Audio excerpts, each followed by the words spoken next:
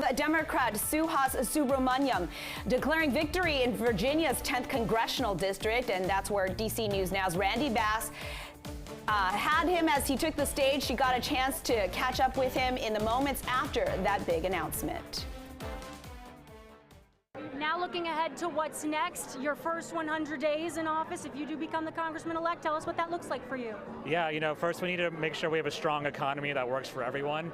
We need to make sure that we protect federal workers in Northern Virginia. We protect Micron and other manufacturing. We make sure that, reproductive freedom is protected as well. I know a lot of women came out and voted based on that, and a lot of people really did. And my daughters are 2 and 4. I want to make sure they have a great future as well. We want to make sure we have good schools. There's a lot on the line. There's a lot at stake. And depending on who's president, we'll try to address them all one by one.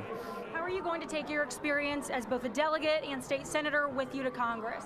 Yeah, I've got experience working with a Republican governor and a Democratic governor. Got experience addressing high costs, got experience with gun violence prevention, all the things I've talked about. I've got experience doing that. I want to make sure I take that to Congress. It might be a different approach that we took in the state Senate and in the state House, but at the same time, it's the same thing, which is trying to bridge divides, trying to work across the aisle, trying to make sure we get the coalitions together to get things done. People voted for you today, but many people also voted for Mike Clancy today. How are you going to be their congressman too?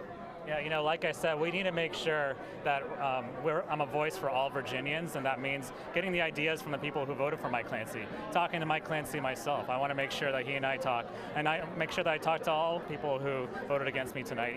My office is open, my ears are open. I want to make sure that I'm a voice for all Virginians. We've heard a lot about, a new generation of leadership in the Democratic Party. Do you consider yourself part of that?